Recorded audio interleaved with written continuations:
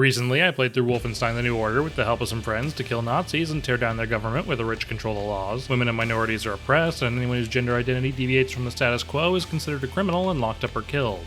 Oh no, wait, that's modern day America. And if your immediate reaction to that opening is, oh my god, I can't believe this guy put politics in a Wolfenstein video, then you might want to clean the bullshit out of your ears and learn some media literacy, dumbass. The following is a completely accurate summary of the campaign. Trust me.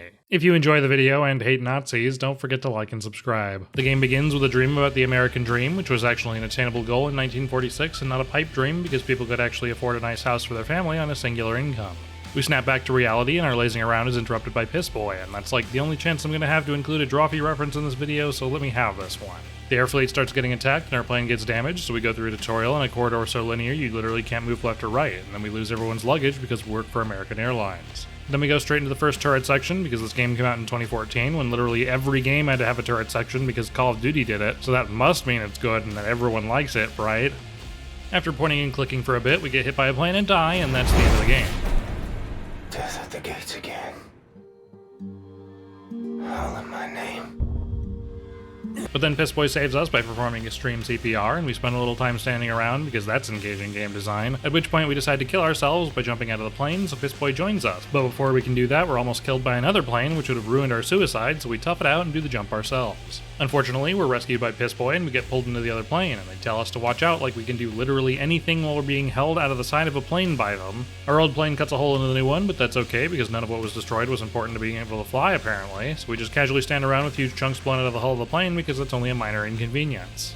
Why don't we just build all planes like this? We head to the cockpit and pick up a guy off the floor that we slap because we mistook him for a demon because of how creepy he looks. And then we spend some more time standing around doing nothing and the plane crashes. But luckily we're right next to our destination, so we get out and swim until we're picked up by a get-wrecked that puts us back on our plane like a good boy. We get a phone call from Piss Boy and Whiny because people actually called each other instead of texting in 1946 and catch up with them to blow up a turret and kill Nazis because everyone knows that the only kind of good Nazi is a dead one. And then I fuck with the game to remove screen shake because there's a hell of a lot of it and it was making me ill. Pretty much everything still works fine except crouching happens in an instant now. There's no other negative side effects until later, but we'll get to that. We give some Nazi special hugs and invent a hole in the ground and then crawl through a vent. Excuse me? What? Look, I can have some suspension of disbelief for a fictional world where the Nazis ended up with advanced machinery, but you expect me to believe that a 6'3", 245-pound man can fit through this opening? Bull fucking shit. We halo a turret and use it to mow down waves of Nazis until we open a door and get attacked by a get-wrecked that chomps down on our leg, but that's okay, there's no negative consequences of getting your leg crushed between metal spikes. Whiny saves us by playing fetch with a robot dog. Huh? Did the Nazis really just make these robot dogs out of actual dogs? Okay. Piss Boy fills everyone in on the plan while we're sitting around on the beach right before the bad guy's lair as if anybody here didn't already know the plan. Well, I guess the US military sending troops overseas without actually explaining to them what they're doing there isn't that far-fetched. And now we're climbing a wall and playing Whack-A-Crowd, which is totally engaging and definitely not really stupid. A big-ass plane crashes into the wall and drops a bit of rubble, but that's only a minor inconvenience, so we continue waddling our way up the wall. Unfortunately, Nameless Joe, who was going to get the gate open, got killed, so now we've got to do it ourselves because we're an FPS protagonist. If we're not constantly being told to complete stupid objectives, are we really playing an FPS game? We clear out the castle and accidentally wander into a stealth kill, which is fine with me. I do all my best work accidentally. After clearing out some spectators, we jump across a gap and Piss Boy doesn't catch us because he doesn't love us. So we do it again, and this time he actually does catch us, but then we fall through the floor and get crushed by a rock and die, and that's the end of the game.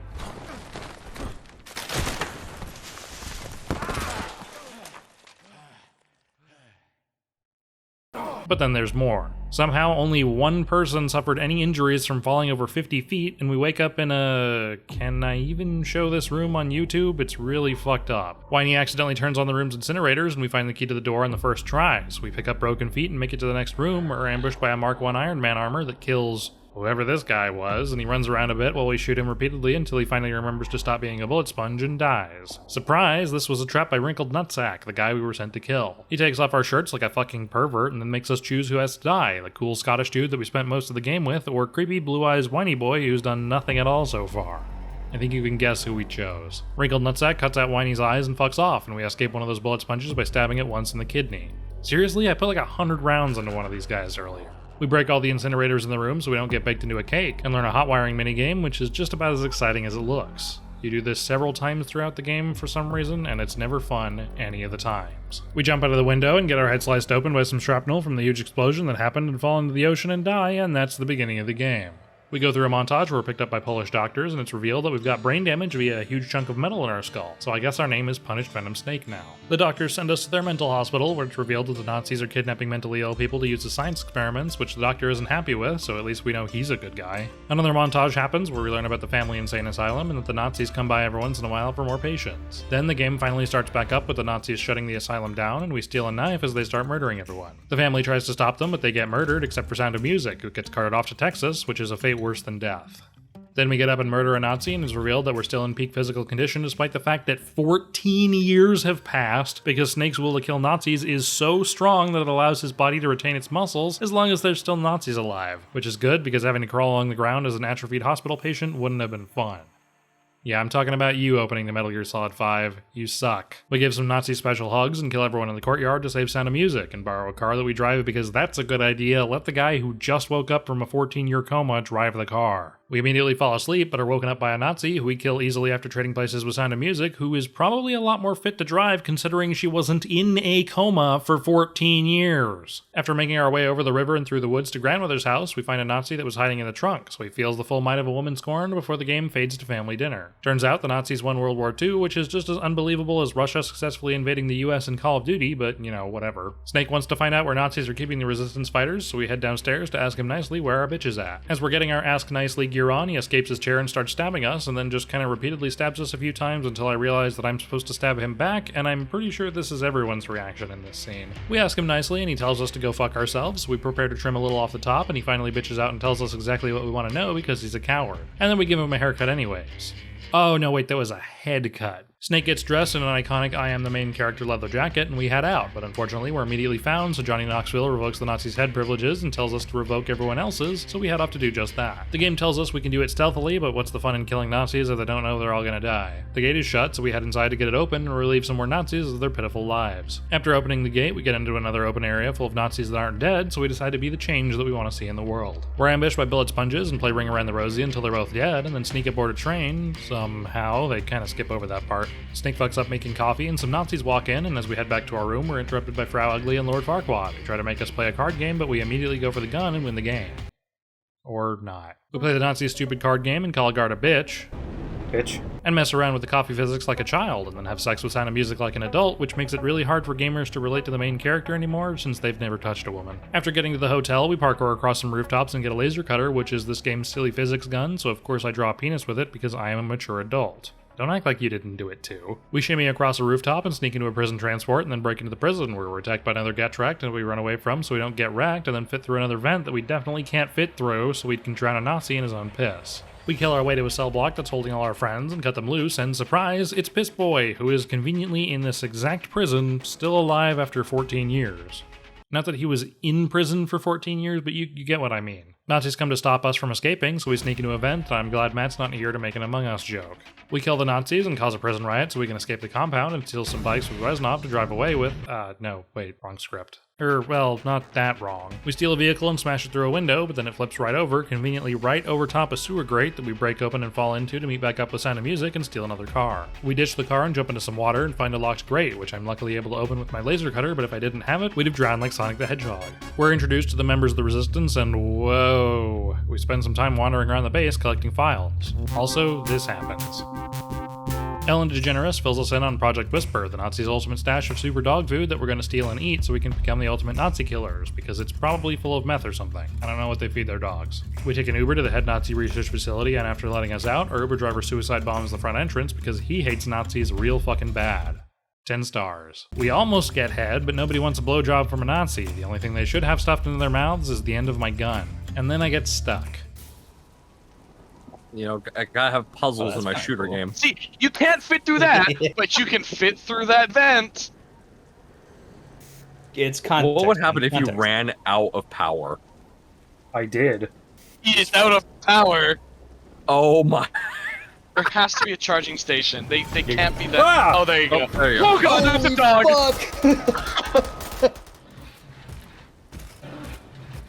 Fucking, I can't make it through!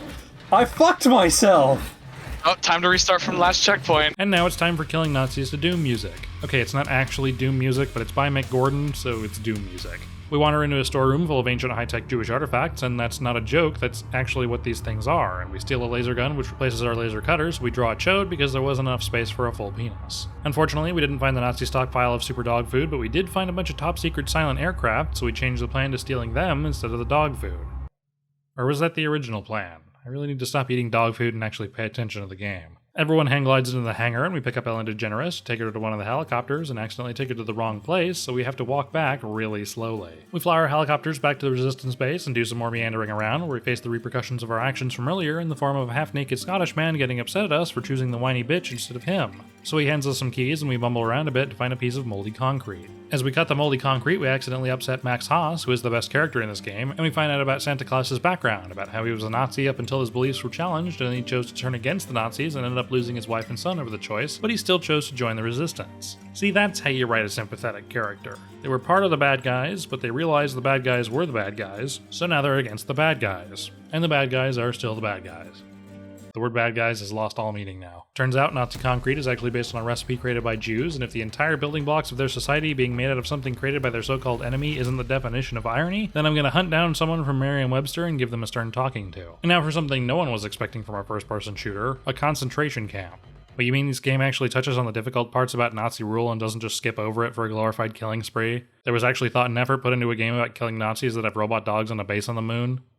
I'm getting ahead of myself. We find out that the guy we're looking for is another cell block, so we break our concrete mixer and trade uniforms with the guy who's conveniently built like the same size refrigerator as us, and use it to locate Larry David, who's the second best character in this game. He agrees to help us if we help him shut down this concentration camp, and we immediately agree because it's the easiest choice I've ever made in my entire fucking life. We sneak into a building and get jump scared by a Nazi who ties us up and starts torturing us, but he left the knife in us, so we take it out and use it to stab every Nazi in the area, which would be incredibly dumb if this game hadn't already established that we can shrug off being stabbed multiple times in regular gameplay, so it's actually narratively consistent to be able to do this. We disable the security system and sneak into Camp Command to eat some dog food and steal a battery, but accidentally electrocute ourselves and get caught by Frau Ugly, who sets us up for execution but didn't remove the battery from our hands before that. So we give it to Larry David, who uses it to attack the Nazis and crush Frau Ugly's head, so now her face matches her soul. And then to add insult to injury, the robot throws her off a cliff. Unfortunately, she survives that, but I'm getting ahead of myself again. And now we get to drive the robot, which would have been a lot cooler if there wasn't so much screen shake and motion blur that it's impossible to actually parse any information on the screen.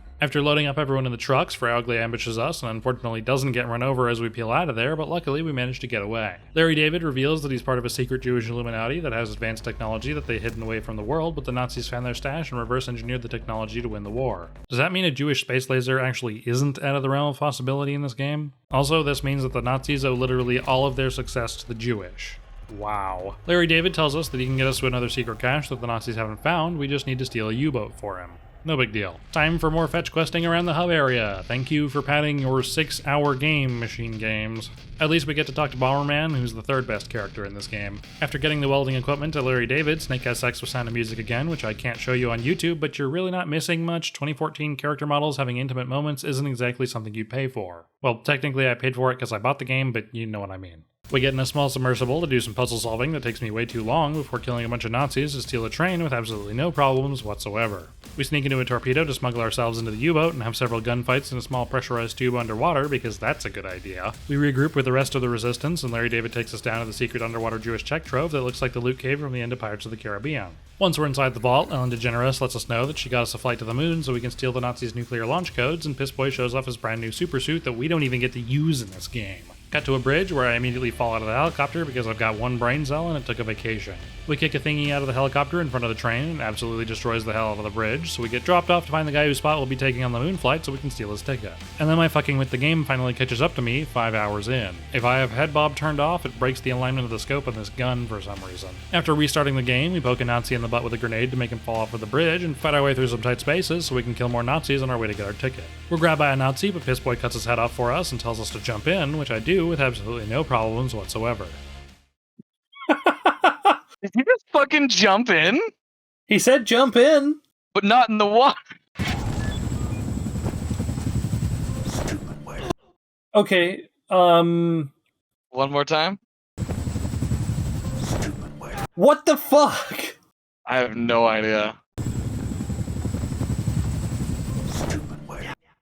Shut the fuck up, Blaskovich.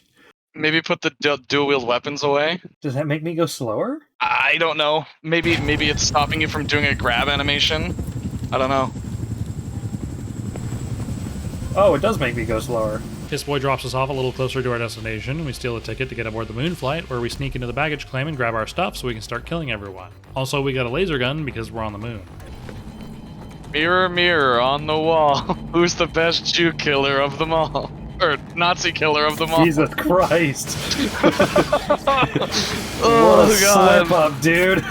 Oh, that's a very bad slip up. After stealthing our way through the base, we get like 50% of our screen included by a spacesuit and bounce around on the surface of the moon to a flashback of the concentration camp. And Snake cuts the tattoo right off his arm, which would be insane for anyone that wasn't him.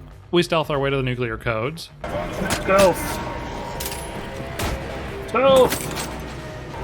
I said stealth. Is that how it works? As long as you say you're in stealth, you're in stealth? Yep, I'm stealthing right now. And print them out for easy transport so we can stealth our way to the exit. No, hang on, I'm stealthing. Excuse me. I don't think you can stealth him. There, Stealth. Stealth. Stealth. A Nazi relays to his bosses that we're stealing their ship, but snitches get stitches, and this guy's a Nazi, so we make sure his wounds won't even heal with stitches, and then crash the ship back to Earth. We go through some bullshit, but luckily there was a Nazi officer to break our fall with his head. I'd thank him, but I don't thank Nazis. After killing every other Nazi in the area, we mirror's edge our way through some more Nazis and go through a stupid boss fight against a tripod that isn't difficult or anything, it's just really, really tedious. We have a flashback about Wrinkled Nutsack before getting saved by Santa Claus and find out that the Nazis are invading the resistance base. So Santa Claus turns a crowd into a pancake and gets unceremoniously shot to death, so Max goes apeshit and sacrifices himself to let us in. Also, can I just say, taking a hub area and turning it into a level full of enemies is one of my all-time favorite game tropes. Seriously, you take an area that a player knows well and recontextualize it, so now suddenly their safe space isn't so safe. It feels very personal. We accidentally slide into some robots, so Elena Generous saves us with the super suit that we don't get to use. Yes, I'm still salty about that. And we escape on a helicopter, and fuck yeah, Max survived. And actually, so did Santa Claus, except then he dies in this scene, and it's very sad. And no, I'm not crying. I just opened up a water park in my eyeballs. We have another dream about the American dream, this time with Sound of Music and the wife roll, but we snap back to reality in the U-boat. We finalize the details to infiltrate Wrinkled Nutsack's compound and save everyone that got captured, and shoot another ball at the wall, and it goes balls to the walls, and we kill our way through the Nazis inside. After listening to Wrinkled Nutsack taunt us, we get jumped by Lord Farquaad and he drugs us and tries to cut us open. But we pretend to be a vampire and he's incredulous at the fact that we can even move at all when he pumped us full of enough drugs to kill an elephant. But we're not an elephant, so it doesn't affect us. So we stab him in his stupid face. We take an elevator down to the prison cells, but it turns out that everyone was already escaping on their own, so we take an elevator back up, but it gets stuck. So we help everyone out, only to get separated and stuck in the elevator alone. Oh god, this is my nightmare. Wrinkled Nutsack taunts us again, shows us that he kept Whiny's brain in a jar, and we see a really, really graphic scene of it getting removed while he was still alive, which I definitely did not want to see and probably cannot show on YouTube. And then loads Whiny's brain into a robot that we have to fight without all our guns. We disable the robot, and Whiny apologizes for attacking us because he's got no control over his body despite being conscious, and he begs us to kill him to end his misery. So we blow his mind, and Wrinkled Nutsack shows up in a mech suit, and I struggle through a stupid boss fight that never kills me, but it takes a really long time to figure out exactly what to do. You have to go to each edge of the arena and use some cannons to shoot down some blimps in order to actually do damage to his mech. Wrinkled Nutsack drops into an indoor arena that's really blurry and fiery, and I get killed by the environmental fire, which is the only death in this entire boss fight. It's not even because of the boss. After finally hitting the bullet sponge enough times, we watch a cutscene of Wrinkled Nutsack bottling up Whiny's brain and say something badass to him. I will never kneel to you. Fine. I will gut you standing. And then stab him a few times before he pulls the pin on a grenade, so we just stand there staring at it and take the full force of it to the face. But that's only a minor inconvenience, so we crawl over to the window and make sure everyone's safely out of the way before giving the order to launch the nukes, and that's the end of the game. And no, we don't die from this. Game over. I wanted to re-record this video because the original's audio was so heavily compressed because I had no idea what I was doing, and by the time I realized, it was too late to fix it. You also might notice a small handful of jokes were changed, mostly just so people don't get confused. If you've already seen the original, thanks for watching this again.